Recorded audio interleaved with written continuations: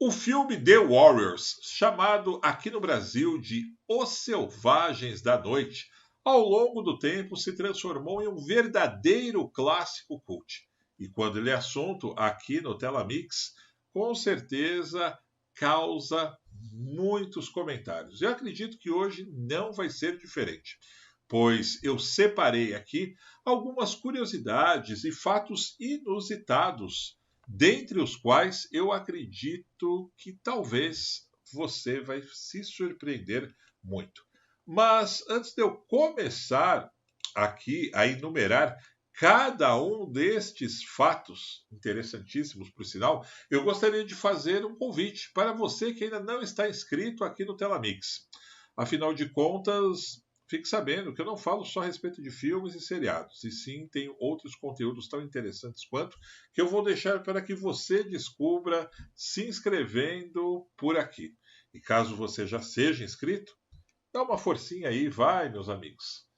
Compartilhe este vídeo também em suas redes sociais. Bom, na verdade, passando aí aquela rápida premissa de sempre, o filme The Warriors, Os Selvagens da Noite, foi lançado no ano de 1978, dirigido por Walter Hill, que na verdade trazia aí uma reunião de gangues em Nova York, ao qual estavam escolhendo um grande líder para que pudesse guiá-los. Este mesmo, chamado Sirius, estava querendo pacificar as gangues na cidade. Mas ele é tragicamente assassinado e a culpa, claro, que é jogada na gangue chamada The Warriors, liderados pelo enigmático Swan. Assim, os Warriors têm que fugir em uma verdadeira luta épica através do metrô de Nova York até chegarem em Coney Island, o seu refúgio, para que eles não fossem autenticamente linchados. A luta entre as gangues é fabulosa a se considerar a época, sobretudo, que foi feita, e o estilo dos personagens até hoje toma conta daqueles que se tornaram verdadeiros fãs deste filme. E que eu agradeço imensamente aos céus por não terem feito o remake até hoje. Eu acho que deixa assim. É o tipo do filme que eles acertaram até nisso. Não precisa fazer um filme 2, não precisa fazer um filme 3. É um e ele é para sempre. Mas o que pouca gente sabe, meus amigos, para a gente abrir o bate-papo aqui, é que o mesmo Walter Hill, que é o diretor, inicialmente ele tinha uma ideia na cabeça que era fazer com que a gangue dos Warriors fosse formada apenas por atores negros. Mas a produção, na época, foi contra isso e colocou ali o pitaco que ele acabou acatando para que fossem personagens, no caso atores, não só negros, mas brancos, inclusive com 2 porto-riquenhos que fizeram parte. O mesmo Walter Hill também chegou a considerar que o filme tivesse um subtítulo, meus amigos, chamado Somewhere in the Future, que quer dizer, na tradução, em algum lugar do futuro. Mas ele desistiu da frase enquanto o filme estava sendo editado. Aqui no Brasil, o The Warriors, como todos já sabem, foi intitulado de Os Selvagens da Noite. Mas antes chegaram a sugerir, o próprio estúdio que fez a dublagem, na época Matchwork, que o filme se chamasse Os Arruaceiros Selvagens. Ia ficar brega demais, fala a verdade, não é mesmo? Ainda bem que acabaram ficando apenas com Os Selvagens da Noite.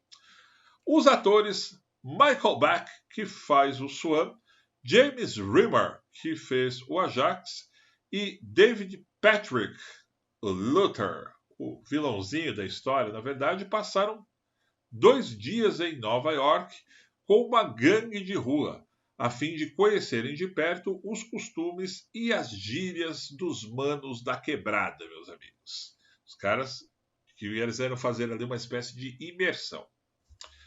Mais uma aqui, o logo do The Warriors, na verdade, foi inspirado em uma moto construída em uma prisão da Califórnia por membros da Hells Angels, que estavam presos. A imagem tinha sido divulgada na revista Rolling Stone um ano antes do filme ser lançado. Olha aí os direitos de imagem, que na época ninguém se ligava nisso, não é mesmo?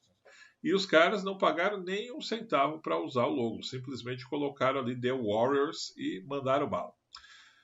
A gravação de uma das cenas com a gangue Orphans teve que ser interrompida, isso mesmo, vejam só, porque os policiais que estavam ali ao redor imaginaram que a briga estava acontecendo de verdade, nem notaram as câmeras e acabou dando um barraco geral até todo mundo explicar de fato o que havia acontecido. E falando justamente em gravações, a maioria delas foram feitas em locações abertas, em plena época do inverno americano. Imagina para aqueles caras gravarem aqueles coletinhos das gangues. Nossa, deve ter sido terrível, pois o inverno americano, especialmente de Nova York, de fato é terrível.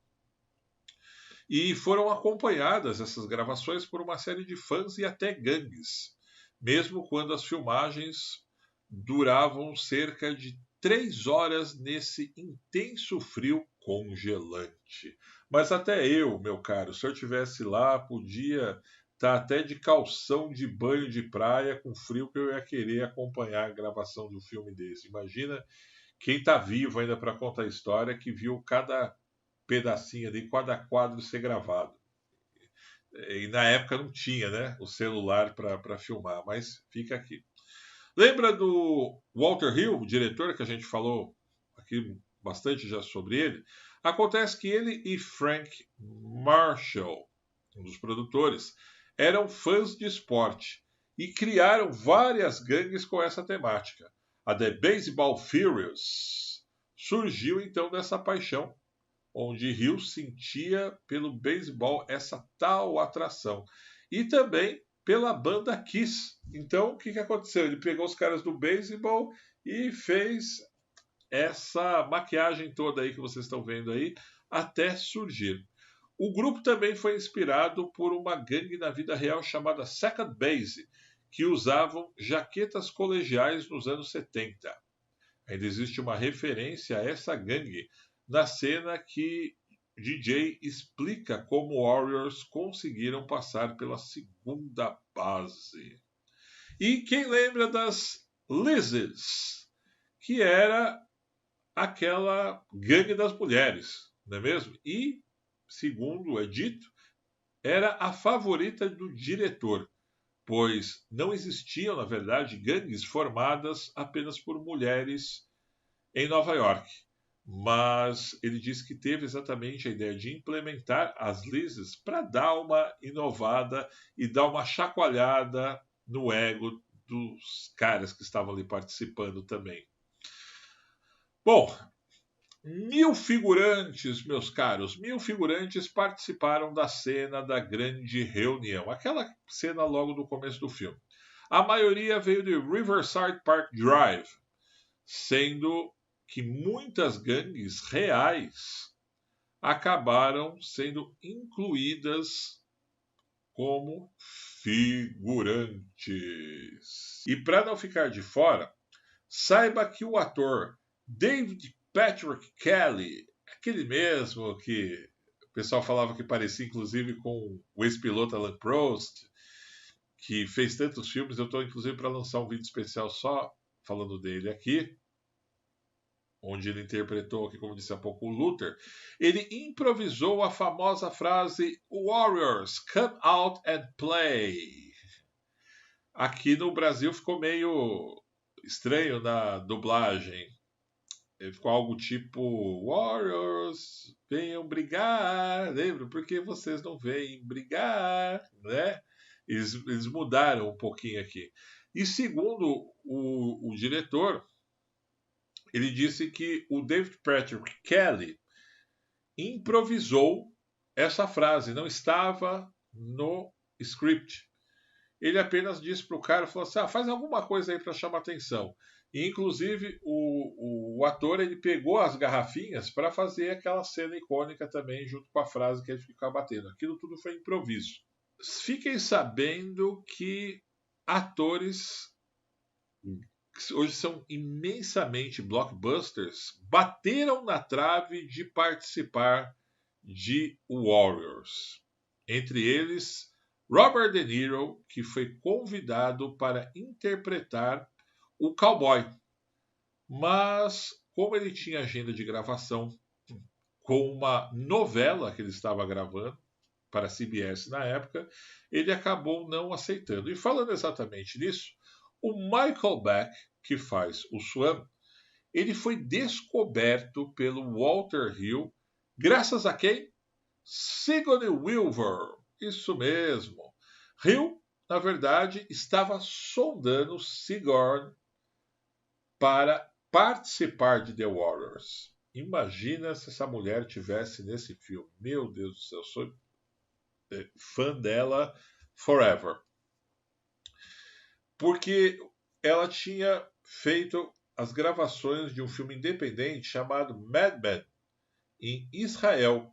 E quem estava participando com ela era exatamente o Michael Beck. Então, ele acabou convidando o cara para fazer uns testes, ao qual ele passou de pronto.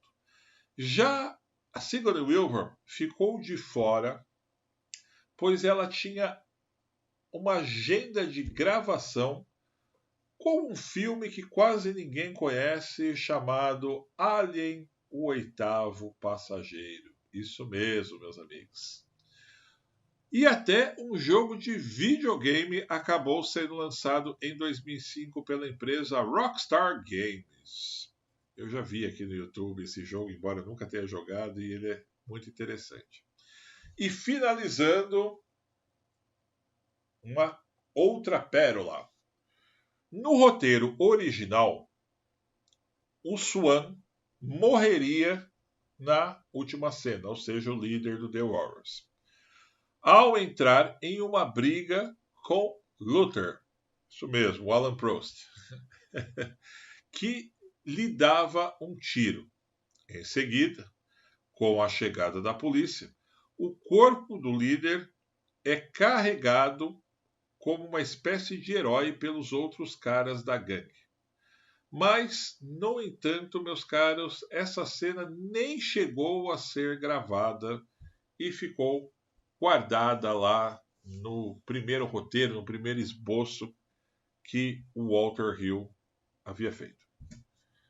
É isso então. Muitas pérolas, muitas curiosidades interessantíssimas que eu acredito que muita gente que é fã do filme não sabia. Eu pretendo trazer esse quadro aqui outras vezes, com a gente dissecando curiosidades de outros títulos também. Vocês podem deixar as sugestões aqui nos comentários, que com certeza eu vou pesquisá-las para que nós possamos fazer outros vídeos e trazer aqui no Telamix. E já sabe, caso você não esteja inscrito, meu amigo, minha amiga, se inscreva a partir de agora e me ajude compartilhando esse vídeo em suas redes sociais. Eu só tenho a dizer que foi um grande prazer poder conversar com todos. Um grande abraço e até breve.